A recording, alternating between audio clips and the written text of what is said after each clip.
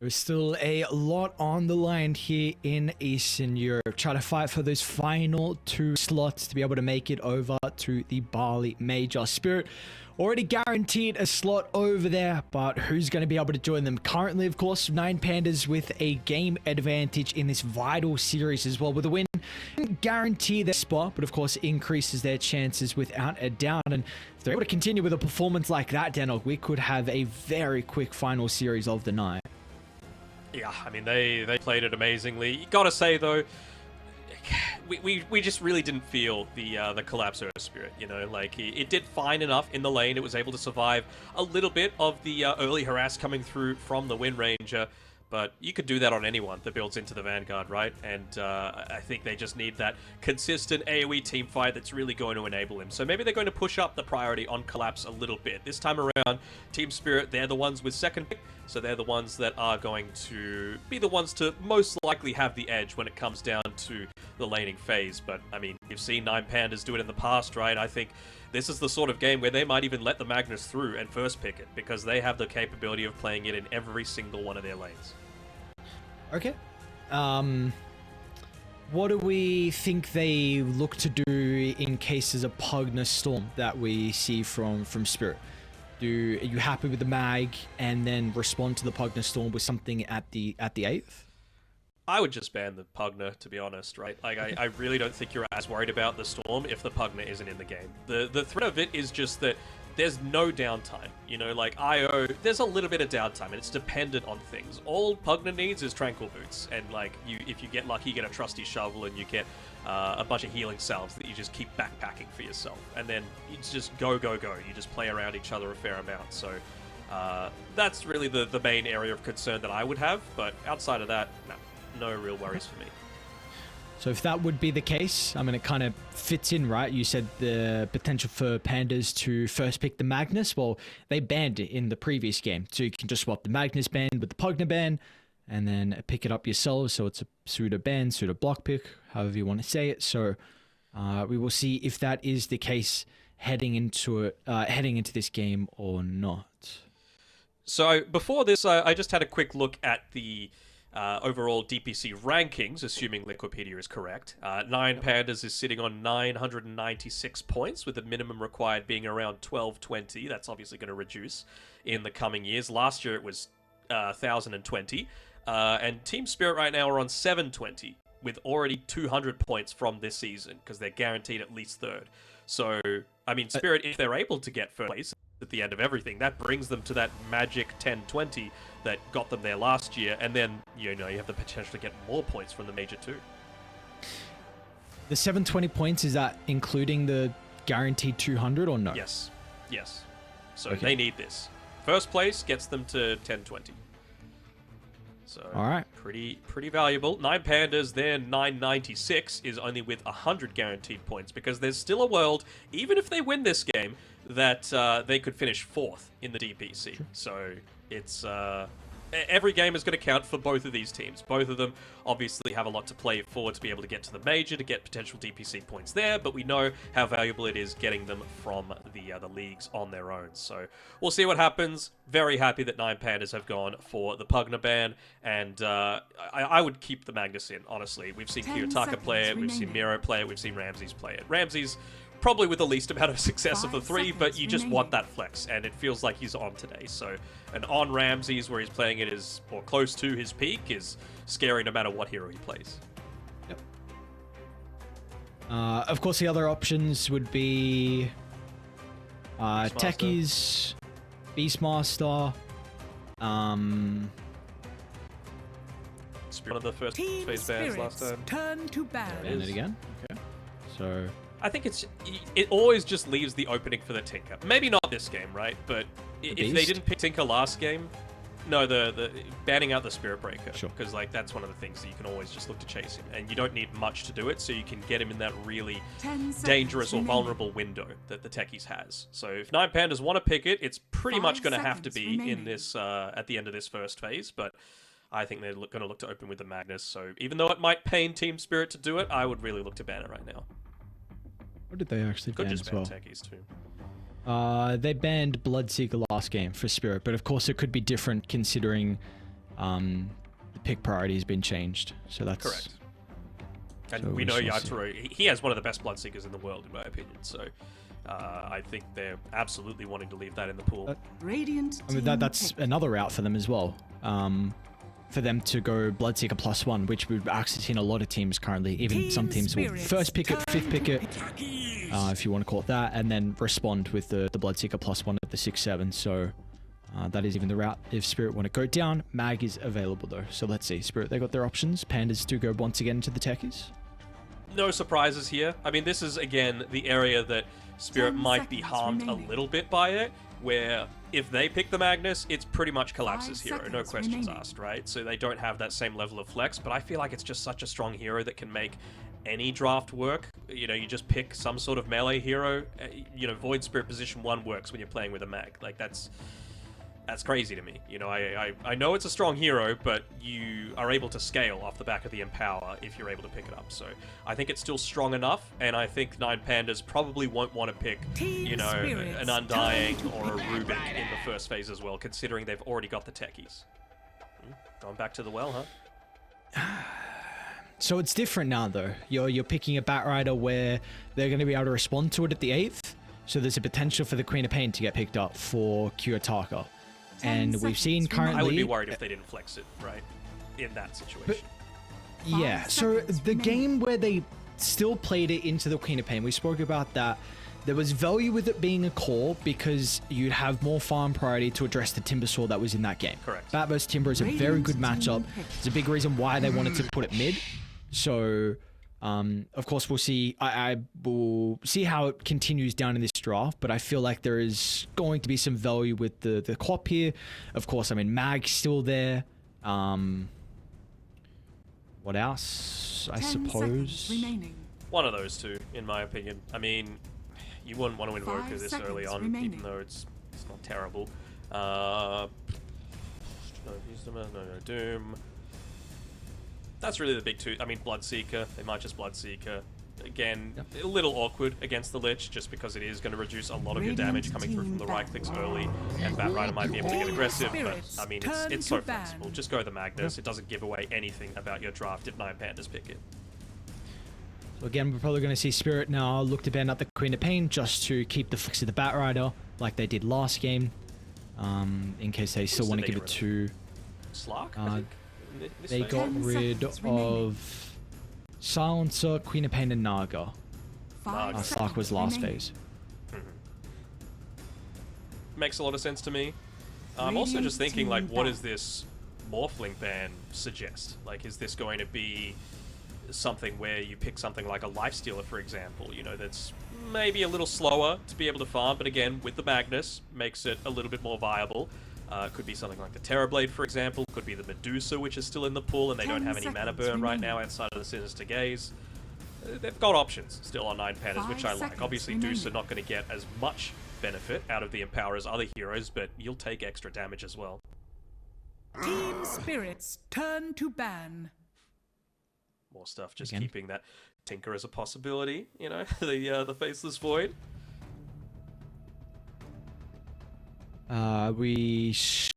Again to mention Kid, it as well. Yes, it was the Monkey. So I mean, is it anything different this game? We again mentioned the value of the Oracle and the Enchantress, but they went down the Witch Doctor route. Does anything kind of change up now that we see a Magnus on 9Pandas' team instead? Like, would you still be considering the Witch Doctor for solo? Potentially. I mean, I think the Enchantress is even better when you've got like a more farming style of lineup, right? If a Magnus wants to farm and he wants to enable another core to be able to farm, then you need supports that are going to be able to make the space for you to do that. Techies does it, just being able to push down lanes very, very easily, and Enchantress does it as well if you get lucky with some creeps, if you get a decent start to the lane, which you should. And it shouldn't matter where this Batrider goes either, right? If it goes into your lane, you're still going to have the enchant to be able to slow him down and harass him from afar. So I think the Ench would be pretty solid here, and it's something that Solo knows how to play very well. They could just look to go like a Disruptor sort of route as well. You know, Solo loves his Disruptor. Not necessarily the best at making space, but It's amazing at making plays together with a Magnus. Glimpse back into a skewer back. You've just got so much reposition in these fights. You might just want to consider, like, well, do then they go into a little bit more heroes that provide information? Maybe that would pick up the Slark in terms of priority. Going up against a Morphling, Slark feels like a pretty big thing that you want to make sure the Morphling is banned for. Same sort of thing with a Faceless Void. Kind of similar with a Monkey King. And I mean, against a Bat Rider, it feels incredibly solid, and you're going to get an Empower buff as well, so I can really see Slark working here. Doesn't seem like... What do you pick for Spirit heading into the 15th? Because if you pick a support, then you get rid of the flex from Mirror, and again, I think there's a lot more potential for the Bat Rider to be played as a 4 instead of a 3. So if you go 4, then it reduces that flex. But if you go for a core, then you're not really counter picking anyone because you also don't know where the mag's going. I mean, do you just win Ranger and then have that flex between a core and a support still? Turn to pick. Will they ban it? They ban again. Okay. I mean, I'm just thinking what potential options are there that could look to play both. Like, there's Monkey King, Spirit Breaker, Wind Ranger are the big 3 that come to mind for me. No one's really playing the Death Prophet support anymore. I think that should come back. 10 seconds Still really strong. I'm surprised the hero's not getting played as much as well. We saw it a little bit. Trying to remember when we actually saw it. Maybe it was last tour. China that was trying to run it. Yeah, with the buff up with Exo. But people are still avoiding that. And Spirit back into the Rubik. So, I mean, already there's a lot of value with the Rubik, right? Great abilities to steal from the techies. You've got your instant response to the Magnus. Of course, Spirit well aware of how this matchup works back at TI-10, but it does now reveal, I think Bat Rider's guaranteed mid. You know, I really would be surprised if they look to run a Rubik Bat Rider lane, like a double range. Maybe in some specific scenarios it can work out, but I think more than likely it's going to be Lava playing the Bat. I mean, we've seen this before. We've seen Mag plus the Void Spirit before, plus the techies. Like, you've just given comfort over to 9Pandas after they just demolished you in game number 1. So it's something they should be feeling very happy about. 2 heroes that can look to farm, that can look to get aggressive if they're really wanting to. And you know what? Solo's feeling is Witch Doctor Fantasy. He's just going to stay playing that one, keep it survivable in the lane, because, I mean, Rubik, a lot of the damage you do is burst. I think even as against the Bat Rider, right, it's one of those things that enables you to, if it is being played as a position 3, potentially, it makes it a whole lot more challenging, right? An easy stun underneath the tower, even just Maledict underneath the tower if he goes for a dive onto is very deadly. I think it also kind of... Again, we spoke about before, denies a little bit of collapses heroes, but I also thought maybe a Tide could be something they're considering. Tide Rubik, pretty strong lane, plays very well into the Magnus as well with your counter initiate. One of collapses better heroes, but can't really go down that route because the Melodic. So we get a treat though. We get Yotori's Juggernaut, which I believe has only lost 1 game. That game where we saw them try and hold it out for like 50 minutes, and unfortunately it was not enough for them to come back. So I think he's like 4-1, maybe 5-1. He's had a really good showing with the Juggernaut so far, and that's a stupidly strong lane. Jug Lich, very, very difficult to beat.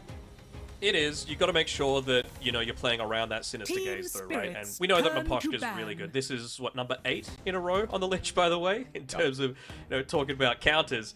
That level 2 is the real timing you're going for. You know, you probably don't want to be going for some kind of Frost Blast into the spin. Level 1, Magnus will have that that hold available for the skewer to be able to get away from it. And sort of similar thing with techies as well. Techies can just look to play at super far range that he's never in danger of getting gone on by this Jug Lich combination. So I wonder if they're even... I doubt they would consider the Witch Doctor playing with the Magnus just for a little bit of that extra sustain through the Voodoo Restoration in case they do make those aggressive attempts, but I think it's a possibility. Also, just with the Maledict, as long as you apply it before the Blade Fury, you still do get the ticks through from it.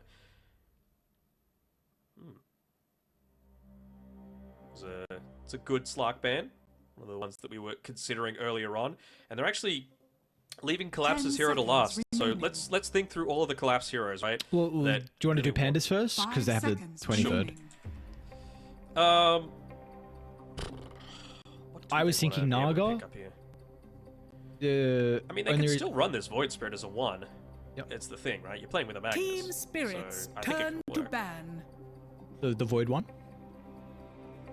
Yeah, it's possible. Just with those heroes being banned out, though, anytime that you're playing, I think they just want to keep their flex up a little bit, right? Just going into this last ban. They won't have the last pick overall, but saying, you know what? We might run this Void Spirit one. We might run this Magnus one. I think the Void probably wants to be playing with the Bat Rider, just because you're going to have that Dissimulate to be able to get away from a lot of the early aggression. And it's one of these lanes that, you know, maybe Antares is able to make that early rotation to be able to get a kill onto him. Ricky being removed, though. Very interesting. I mean, good in power target, I suppose. I guess would be, I mean, a Nullify builder has issues with farming, so the Empower would be nice, and feels like the supports would have difficulty with dealing with him, and then you could always tricks off the Omni Slash, so would have been a very cute pick for Pandas. Where do they go down? Invoker. Nice, Kiyotaka Invoker, let's go. I like it. I like it overall. There's not really anything that you could look to play into this, unless it's something that, like, really likes to rotate, but what I'm seeing on Team Spirit is a pretty significant lack of, like, reliable damage early on. You know, there's a lot of luck involved. Chain Frost bounces, Omni Slash bounces, Rubik really doesn't do anything early on. Bat Rider, a bad Invoker can get punished by it, but you're gonna be getting at least 4 points in the Quas, so your sustain for the lane is gonna be just fine. So it's really just now a question of what big, like, chain massive stun hero can Collapse look to pick up here that's going to enable these spells to go off a little bit more reliably. Like, is it just like, do you pick Mars and just say, look, give Collapse one of his more comfortable heroes? You may now select your heroes. It's a Collapse Bat Rider. Okay. So I think back-to-back drafts, they've had a lot of issue with trying to find Collapse's hero. So I think a big reason is because the Witch Doctor. Say it again, Melodic absolutely destroys strength heroes, just tanky heroes. People that survive on a slither of health, Melodic stops that. I think that is pretty much Collapse's entire hero pool. So we'll see. Double range can be a bit of an issue. So we'll see how it's going to be able to shape up versus the Void Spirit Witch Doctor. We like the Pango pick from Spirit. Is this enough of a gotcha pick, I suppose, to see us into a game 3? I mean, Pango is still incredibly strong. I'm just not entirely convinced by it, right? Like, they're going to have chances to be able to react to this. You know, either this is a sort of game where Kiyotaka might want to get a Blink Dagger, for example, just so that they're always the ones taking the fights on their terms and not just responding. Because I feel like if you're responding to the Team Spirit initiation, you're always going to be in the rougher spot. They want to get that Rolling Thunder onto you. They want to allow Yatoro to join in with the Omni Slash. They want to get that lasso. And I kind of feel like Team Spirit wants this one to go late-ish. You know, these are 3 heroes that are pretty capable of keeping lanes shoved away and being able to, like, cut lanes and all that sort of thing. But it's against a Magnus, so I'm not sure how reliable that's going to be. I would have to say, just in terms of what they've got in comfort, I would say 9Pandas come out with a little bit of the edge. Okay, all right. What do we feel like the catalyst is then for 9Pandas, real quick? What hero needs to work out really well in the early game for them to have a good time? I think Miero is the one, right? You just need to get the levels into the Magnus. You need to make sure that Antares is able to build up stacks because you get an earlyish Vanguard. And then, you know, you can turn into this genuine second core, not just rely entirely on a Void Spirit. All right, well, let's see if that's going to be the case. First, a word from EGB. Bets on esports, bets on streamers, impressive bonus system. Welcome bonus up to $600, cashback, artifacts, regular promotions, daily giveaways. Try yourself as a bookmaker. Great lines. EGB.com, more than just a bookmaker. We're underway. Game 2 ready to go. I've not seen this before. Interesting. Yatoro, he's got an observer and lock the sentry as well. We see the odds as well once again. It's actually this time favoring Pandas heading into game 2 before it was starting off with Spirit, but Have you seen this? Where people have the Observer and lock the Sentry? Yeah, I'm not sure why. No, I can't think of a reason. Maybe I'm just dumb. It's a random thing. I don't even know why either. Anyway, the exact same thing we saw from what Miposhka previous game, right? Where you said they blocked up the hard camp. Looks like Yatoro is going to do that this time as the rest of the team. They're smoking to wrap around into Radiant's 30 bottom seconds jungle to area. No one is home though. What do we actually make of this ward that Spirit even placed down to the south next to this tier 2 tower bottom? Are they trying to look for the lane setup? Because often when we see a ward like kind of in a very similar position to this, it's when you're trying to maybe dodge a lane or get a favorable kind of matchup. Yeah, dodge a lane, get a favorable matchup, or snipe couriers. And you would have to say that both Lich and Rubik do a pretty terrible job at that. So yeah, I would have to imagine that it's just about the lane setup, but Collapse seems like he's, I was about to say, pretty happy of being down here, but already some of the harass starting to potentially come out onto him. Ramsey's, he's poking his head up towards the top side. I wonder if they do want to switch this one up. Like, this is the thing, it's not an easy lane matchup for Miro as well, playing alongside Antares, right? Level 2, very scary in terms of what you've got to be able to play with, as long as Miposhka's very quick with his usage of the Sinister Gaze when that skewer animation starts. If he gets on point with that, going to be helped out by the Blood Grenade, then Miro's in a position to be in a little bit of trouble, and that's why he hasn't even started with any regen for himself. Just gone all into the stats right now. Full Magic 1, Iron Branches, Universal Heroes, so just getting +6 to all stats at the very start of this game. I guess one thing... They're not going to go for that super deep dive. What's up? No, I was just going to say, I guess one thing I wanted to bring up just Kiyotaka's Invoker and that they don't really have like easy ways to set up for Sunstrike, so Poshka? This is... Pochka? No Blood Grenade for 9Pandas though. If they did, they would have been able to get that kill, but of course, Techies almost kills him underneath the tower as well. I just remembered the thing that I didn't test previously, which was the tornado onto the Pango while he's got the shield crash buff in the rolling thunder. That's I'm not right, sure yeah. if that actually dispels it. I'm gonna write it down this time. Maybe we'll get to find out this game as well. There's any cute interactions coming up between the two? Could there be any concerns? I mean, I think one of the big issues with Invoker is people being up in his face at a very early stage of the game. You know, likes to sit in his lane, shove it out, go back, farm the jungle. There's actually bottom lane, Collapse and Mirror. Onto Solo they go. Shut down the Witch Doctor. Looks like Solo is going to be okay though. Once again with the early level into the Voodoo Restorations. Able to help stop some of the damage going back from Team Spirit. But a question I want to ask is, do we feel like Spirit are going to be able to play very aggressive and up in the face of Kiyotaka? Maybe like with the level 6 on Lyle? Potentially, but the thing that I'm really more...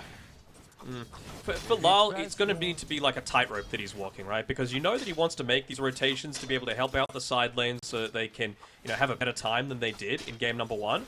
But if you leave the lane, Invoker is not one that does that. You know, you can already see Kiyotaka's going into the Midas. He's going this Quas Exort build. As soon as he just gets that 1 point in the Wex at like level 9, he's going to just start shoving in these towers as soon as you leave it. I'm really not expecting Kiyotaka to make any deep movements. It's going to be a treat to see how on point he's going to be with the Sunstrike as well. Might be looking for one top and... Oh, sets up. There we go. Gets the kill. Assist as well, given over. First blood. Meanwhile, Solo as well looks like he's going to go down. Collapse. Couple of seconds shy of being able to get that first blood bounty. Still, nonetheless, will be very happy with the kill. It looks like this is a very different lane versus the Witch Doctor prior. Of course, one of the big things, Batrider. So, I mean, I'm surprised, honestly, with how much health he has. 900. Same health as a Void Spirit with Bracer and 1. But, you know, we're seeing the Witch Doctor not be as much as a lane bully against his Batrider and the Rubik. Yeah, for sure, and I think that's just because there's a lot more kill threat coming through from this lineup specifically, just because with the Rubik, you're actually truly enabling the Batrider to go for a lot of these kills, right? The Telekinesis puts the Witch Doctor into a really vulnerable spot, and I wonder if Solo is actually going to put that just 1 point into the Paralyzing Casket like level 4.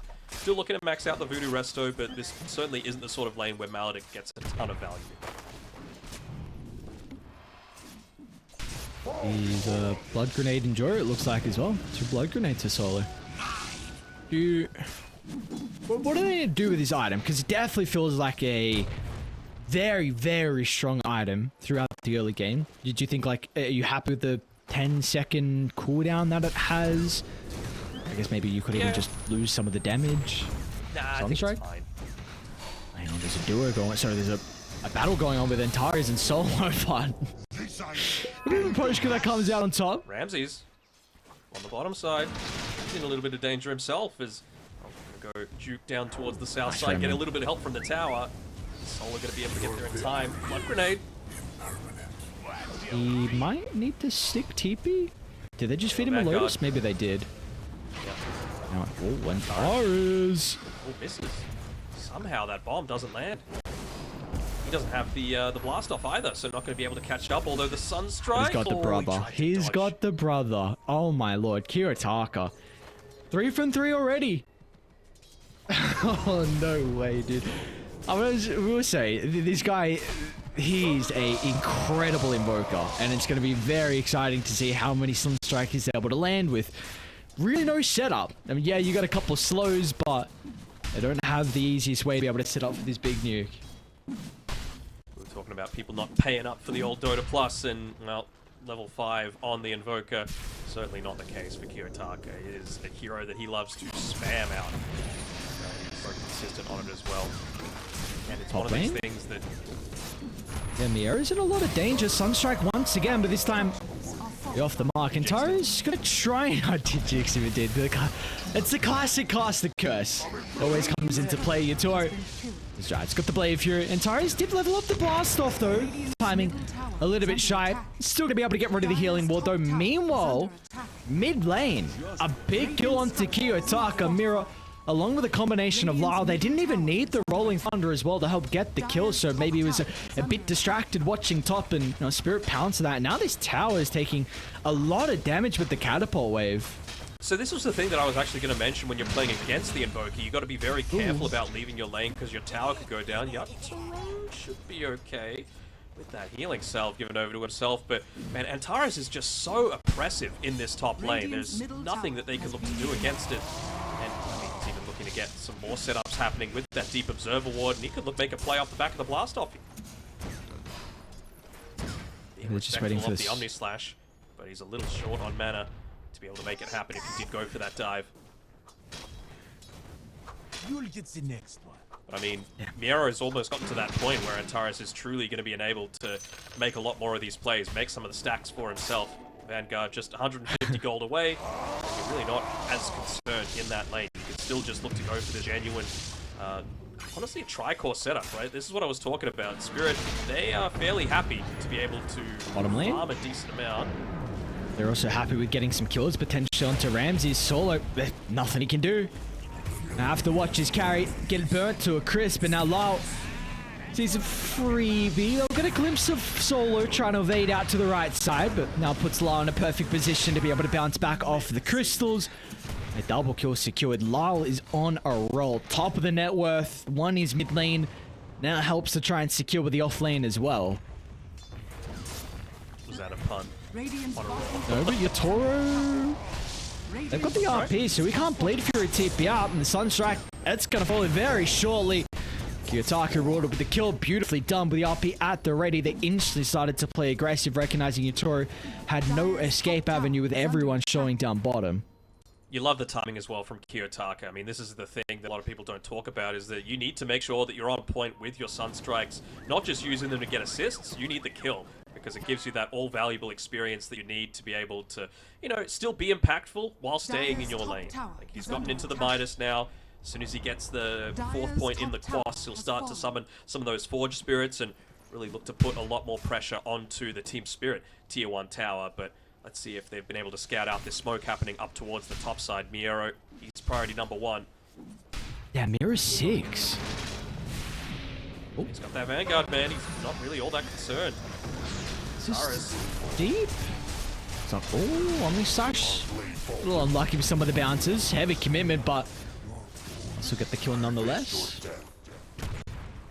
The And it's a lineup that it caused 4 people to make that rotation through. Probably could have like just gone for that blast off to give him a little bit of extra breathing room to be able to make that play, but they don't actually get anything except for, well, actually, no stacks. So it's just a Magnus kill, no damage onto the tower, and then Invoker gets space to get another free Midas, pushes the lane out, looks to pick up his own farm.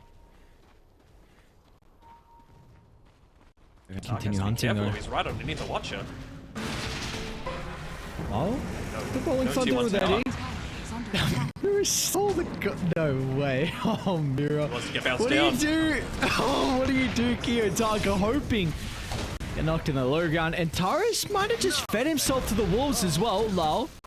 We're going to continue chasing. Taurus got no boys to play with him. No extra follow-up, so a double kill secured. Lol and Mirror making plays his second game. Lyle especially. I mean, the man is 4-0-2, top of the net worth easily, really locking down and locking out this Invoker, and it's only going to become easier as well, right? You talk about some of these heroes that really skyrocket in terms of their effectiveness just off the back of some big basic items, and he's already just 300 gold away from a full Diffusal Blade just 10 minutes in. And with all that space, Collapse is taking a huge Ancient stack as well. Already has the Vanguard Arcane boots, so it's going to be an incredible timing out of the Octarine, which is going to further his scaling potential and just the capability for him to keep up in his farm.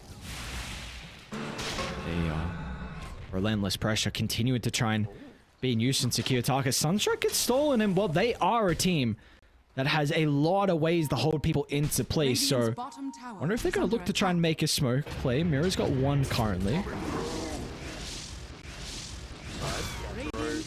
Will be able to get away, of course, had the Omni Slash available. Not worthwhile using it against Ramses, though, with the dissimulate potential to be able to get away. But yeah, like you said, I have to imagine maybe they look to go for this Flaming Lasso, combine it together with the Sunstrike, and that's exactly what they do. Free kill onto Solo. Also looks... Oh, nice side set. Firefly's about to expire. Sunstrike connects. Collapse. Oh, dude, that's a long rift away. Oh, the Raven tips him as well. He had no other option. Yeah. Maybe he could get one, but he's happy enough to just expend the RP for his own life after getting a solo kill. What it also does is enable Team Spirit to be able to make a move inside of the Radiant, quote-unquote, safe area. Their ancient camps, they just stole away the hard camp with the Pangolier off of the back of that Diffusal Blade, really buffing up Lyle's damage even further. Not that he needed it.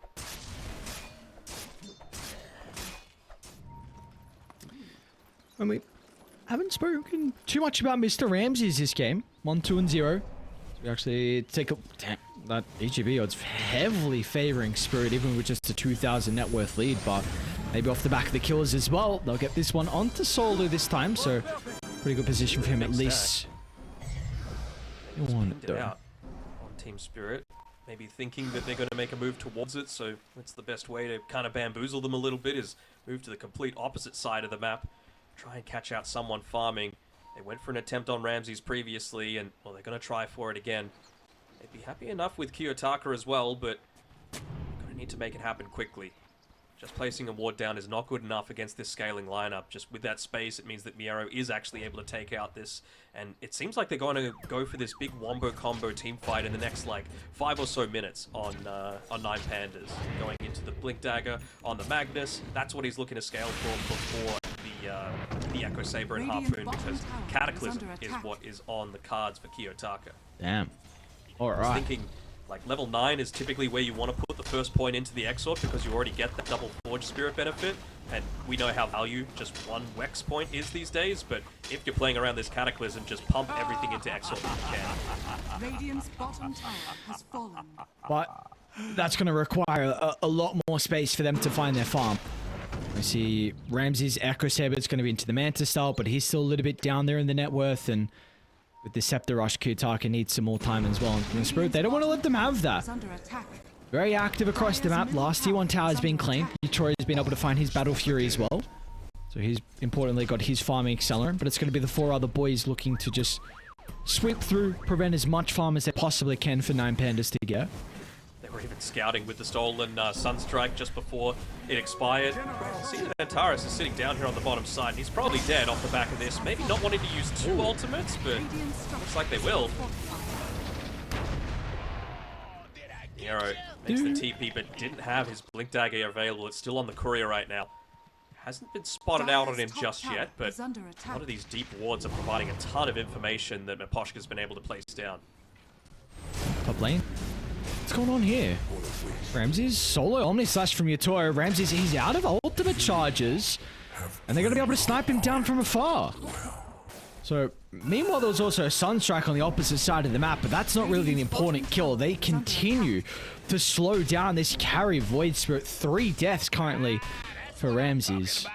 He really hasn't been enabled by this Empower just yet, you know, and this is something that I'm a little concerned about because it's all fine if Miero was playing it like a true core. Yes, he's still farming, but he's putting more points into the skewer, not going this all-out, like, stats build, the +2 to all attribute skill up after the 1 value point into the skewer. So it leads me to believe that they're still banking on Ramses for the later stages, but for right now, they really do just want to be able to get this value out of the Cataclysm. Lucky for them, it is coming soon.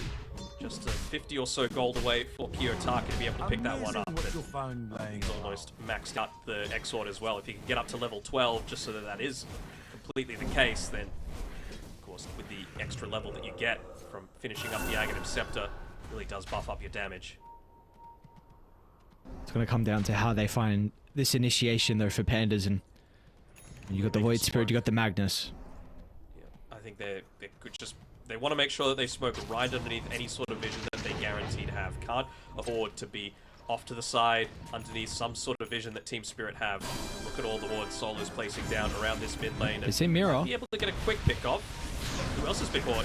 Yeah, meanwhile, there's a lasso when it's onto Kiyotaka down to the south. That's a big opening. Collapse. Beautiful jump in. Mira will still go down, but it looks like Pandas want to take the fight as Ramses finds an opening. Simultaneously, Lali's onto Miero, but it's not going to matter as now Miposhka charged down. Even though they lost Kiyotaka to start, it's going to be 9Pandas that come out on top and almost catch Lal as well. A lucky escape. The shield crash still up, so I'm so surprised that still works out for 9Pandas in the end with a 4-on-5. I mean, it works out as well if they just do the initiating for you, right? Like, yes, you got the initial pick off onto the Rubik, but it's just a Rubik at this stage of the game. Probably worth cutting your losses and looking to take a true team fight going back in your favor. This really just gives them an opportunity to be able to, you know, lick their wounds and say, you know what? We've enabled our cause a little bit more. I guess the downside is that Solo actually got 2 of those kills and Antares got the other one. Let's finish up the Barbas, though. A bit of protection for the Omni Slash. So, do they want to jump him? He's sensing a potential smoke, wanting to put himself on the front line to protect the boys. And now Ramses off the mark with the Remnant. That might cost them the kill onto Mira. Although Miera finds an opening with the RP, he's going to get laid down. No hesitation, but it's still a pretty heavy committal just to support Yatoro. Does he want to cast the Omni? Not even required. Lal, with the help of the double damage rune, will make it a pretty good trade. That's RP used, that's Cataclysm used as well for just 2 supports, but Pans, they're not done just yet. Around the ward, feeling strong enough to fight. Let's see if that's going to be the case. The Flame Break knocks 2 up to the high ground now with the Omni Slash as well. Yatoro slashes and dices his way through Antares' health pool, and now Lal as well as in pursuit for more as Ramses has got no mobility left, but it's not going to matter. Swashbuckle just off the mark and now collapse. That's very deep under the tier 2 tower. Cold Snap's going to come out afterwards, but looks like the Batrider is okay.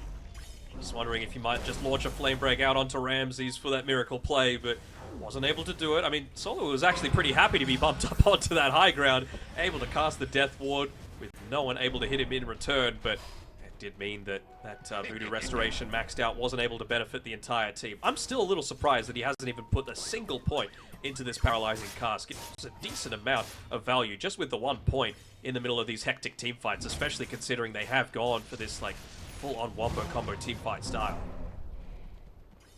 It's a very interesting idea with this Witch Doctor on Solo. It's 0 strength heroes as well, so there's not that value that we always talk about with the beefy off-lane heroes. Bottom lane looks like Collapse should be able to find a solo kill on Antares, so this is a much different performance from Collapse. 3rd in net worth, whereas prior he was near the techies net worth at this stage of the game, so he's going to be a gigantic threat as this one goes on. There is going to be no save versus the lasso. This will be a guaranteed kill unless you're maybe using RP as a counter initiate. So this is going to be huge that this game Spirit, they're going to be playing with all 3 cores. Pretty much, yeah. Like, you're going to need something like that plus Harvest and Greaves, you know, just for a little bit of heals. Not necessarily a save, but yeah, like you said, the RP is so vital for that purpose. Seeing another smoke, but it's immediately going to be popped as well as Yatoro. Look at how confident he is, just looking to steal away the stacks right in front of Pandas. But of course, you've got to be careful whenever you're playing up against a Magnus right in front of a tower. Well, they see him. Actually look to drop everything. Here gets a jump, but the Cataclysm as well with the chain control. It's not perfect. Yatoro has an opportunity to get away. Now Lau, he's going to try and zoom on in as well. Still over inside the river with the double ultimates committed. They turn it back onto Ramses, and now it's a whole Team Spirits fight. They're going to swarm on forward. No escape for Miero, as they were the ones to start, but it all went awry. Spirit beautifully done to turn it back around up to a 9,000 net worth lead now. Yeah, they even got that Maledict off before the spin, so it actually got full value out of it. But Juggernaut, probably one of the last heroes that you want to be in that sort of situation, because he's got the healing ward. He can heal up a lot of the damage coming through from that Maledict, and he was just fine. You can see already back to full HP on Yatoro, in a position to do exactly what 9Pandas did to them last game. Steal away the Tormentor, be right there at the 21-minute mark to be able to take away that Wisdom Rune, and again, healing ward's already back up, so they look to just take this one for free. Magnus being alive makes them feel pretty good. Run. Can they contest the rune? Radiant's top tower is under attack. I don't think so. Looks like they don't want to.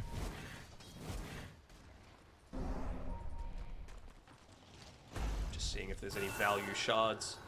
Dire's Look to get. I mean, is under buffs up the attack. Aether Remnant, buffs up the Radiant Taser, buffs up structures are fortified. the. I mean, you'd love to steal EMP from the Invoker. Dire New are shard scanning. feels great. Even just the Death Ward, I guess. Radiant's top tower More is under survivability attack. for Mira. What is the way back in for Pandas at this stage of the game? Like, you're down 11,000 gold, Radiant's which is top tower a has fallen. sizable advantage that Spirit are playing with. It's an 82% probability for them 21 minutes in. So what do we need to see out of Pandas at this stage of the game? I still think that they're going to be maybe just playing the anticipation game. So you know that Team Spirit, they're in a very strong spot. You know that the net worth lead is probably going to be ballooning out a little bit. So where are they logically Ramses? going to look to play? Whoa, he doesn't have any more ultimate charges. Not that. That's not the strategy. I think you just need to assume where Team Spirit are going to look to group up and push, because again, you've got these big ultimates that you can look to play around. They don't have the Aegis just yet, so maybe set up some vision, unorthodox vision around that sort of general area to be able to catch them as they walk to try and take it, and then, you know, get a big RP, get a Cataclysm into it, get a full Death Ward out. Downside is Solo is still level 9, so doesn't have that big buff up in damage. But this certainly isn't the sort of game where, you know, you're going to get as much value out of the Voodoo Resto. A lot of burst damage coming through because of the great early game that Lyle had. There was a Juggernaut as well through the Omni Slash. Just looking at they're Solo looking to take go. a Tormentor as well. Narrowly avoid. Never mind, Mir. Oh, that's a very short skill range, and it's just on Maposhka. No cares about a Lich. She's happy with taking some spells, and now Miero stuck inside the river. No escape. Blood is spilled, and now a 4v5 for 40 seconds. Roche is up for the grabs if Spirit won it. See what the call is going to be for them. Instantly. Want to do it, Taurus but, I mean, dots. you can just look to take some of these side lanes as well. Have a look at Collapse up here on the high ground, looking to try and scout out for Kiyotaka. He's almost found him as well. He's out of mana. He is. Mira coming up here. I mean, he's got lasso. He's dead. Yeah. I don't even need to use it. Doesn't look like they do. Kiyotaka recognize no mana for him to work with. Easy kill for the boys on Spirit, and they're still getting Roche as well, with having two members showing across the map. I love that they don't rotate everyone to that bottom area to assist with Rosh, because they don't need to, right? Like, the Invoker, the Magnus dead, they are your team fight. So, both in terms of pickoff, as well as in terms of, like, a full 5-on-5 encounter. So, Collapse just able to stick up top, not take the Twin Gate down towards the bottom side, get another 500 or so net worth, and make his way towards the Radiant's DK. middle tower is under attack. Is this high ground ages, you think, with Butter on your Toro? I think so. I mean, you've got the Gem of True side just to be able to Oh, make sure that you're not mirror. getting picked off solo. Just getting One so sec. aggressive with their positioning, man. Yeah, meanwhile off the right side, it's going to be Lasso in combination with the Posters ultimate. Thanks to the Ice Spire, they have plenty of single target bursts. Two callers trying to make some plays. It feels like these are some desperate plays that 9Pandas are making across the map, and Spirit every single time are punishing them. They do have good pickup potential, but I really feel like it's just 9Pandas being in the wrong place at the wrong time a lot of the time. You know, Ramses can't get away with just going up into that Ancients area consistently, considering how little map control they have. Maybe just anticipating that Spirit was strong enough to be playing aggressively on their side of the map, but... oh, Mira, no way. Oh my god. Radiant structures are fortified. I really don't know what you do against this. Like, it's gonna be on Miro to be Miro? able to find that skewer. Oh no, the Who's the real vision! mag? It seems like it's Miro this game. Now with the Omni Slash as well. Ramses taking a double lasso. He's got a scepter. What is this? Collapse. It's not a Let's call repeat it. of game one. Collapse pops out of control, and so do Spirit. We're going to a game 3. Collapse out of control, Mira out of control, Lyle out of control. The only one with no deaths that game was the Pangolier, and he really overperformed what I was expecting for that mid lane. Lots of smiles coming from the Team Spirit camp that time around. You know, first game, there was a lot of, I don't know if it was anger, but a lot of frustration coming through from the Team Spirit camp. This time around, I was convinced by 9Pandas draft, right? They had all of their comfort, they had the potential to scale, but just so many times caught out in the wrong place and getting a little bit too aggressive, meaning that, you know, despite the fact that if it went late, that would have been a 9Pandas favored engagement, they just didn't have to go late because people just kept putting themselves in these situations to get picked off, and then you had a 5v4, and, well, Kiyotaka was basically the only one that I would say was relatively satisfied with the game, but probably wasn't wanting to get picked off a couple of those times in the laning phase either. And that was really the big thing though, right? Where we saw Spirit play very aggressive off the back of the Rubik rotations, off the back of Lyle being able to be up in his face at the early stage. And we just saw it took a little bit for him to get to that stage where he felt comfortable maybe making his own plays across the map. And, you know, for Spirit, this is now the time where we see it work out with the flex of the Batrider, and Collapse just completely pops off. So an incredible performance from them, and the trend continues, at least this one in particular, where Spirit every single series now in their third tour goes to a game 3. But the one that we still have a question mark on is, will they go flawless? Will they be able to topple 9Pandas and get a little bit of revenge as well? Because we saw 9Pandas, you know, they also were able to go flawless in the previous tour, 7-0. Will it be Team Spirit now this time for the summer tour? We'll find out after the break.